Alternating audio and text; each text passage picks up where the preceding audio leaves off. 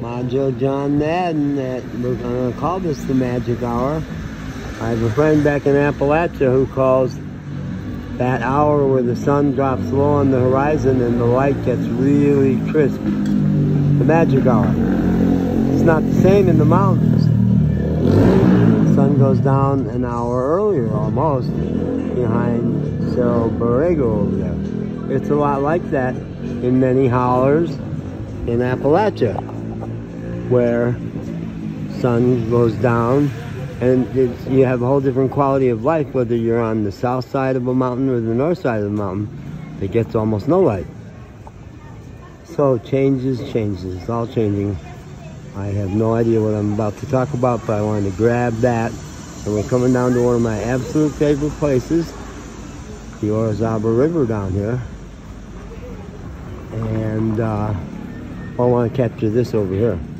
This is the one-lane road, it's one way. This is the main drag of Orizaba.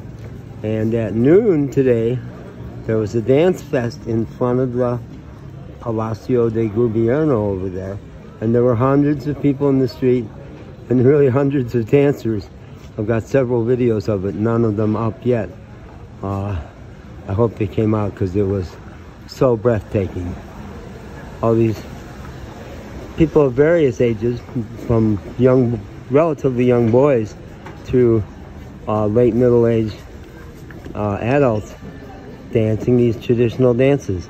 And it was so awesome. They were curious about me filming. Earlier, I dove down there. It's always curious to me to see, I still got a cold, someplace I've never seen before. I've walked by this a million times. I went down there and it was really kind of magical.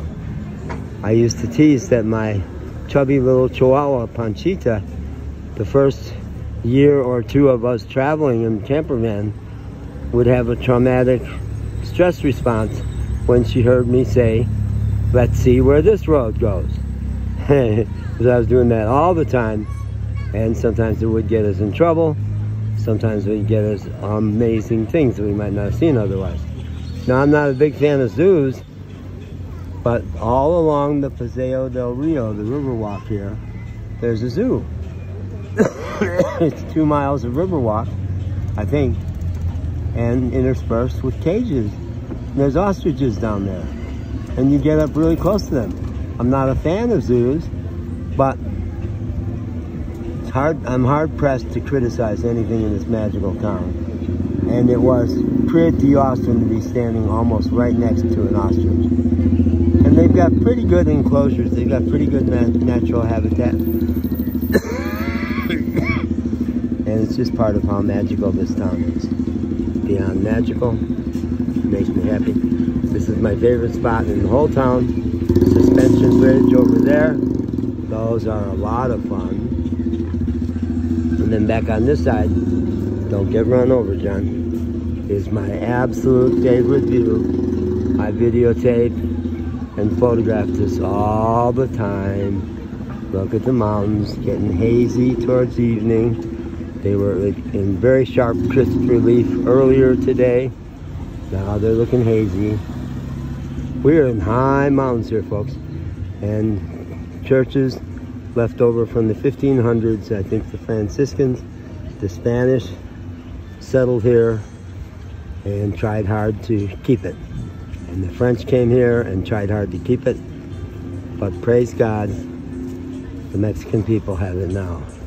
And the indigenous people only partly have it, but I think all this was theirs before any of the Europeans came here. But there's a rebirth of the indigenous cause in Mexico. Great appreciation by the federal government of their place in Mexican life, and an attempt to redress all the terrible things that happened to them over the centuries. And they are very much a vibrant part of Orizaba, and seeing so many of them on the street is one of my great joys here. So we have a little salute to the dying sun there. I guess it's only our illusion that it's dying. Here come a bunch of Mexican ladies with their ice cream. They love walking down the street with ice cream. I swear, that's not just a crazy profile. That is a Mexican thing. Walking down the street with ice cream. Yeah. Okay, I could talk forever. It's so beautiful. I'm so happy. I am so happy, over the moon in Orizaba. There's nothing to do with the women at all. The big dance fest today, I asked the magical question afterwards. Are the women of Mexico more beautiful than the men? Because the men of Mexico, lots of them are quite gorgeous. Oh, and I got a video earlier of this guy.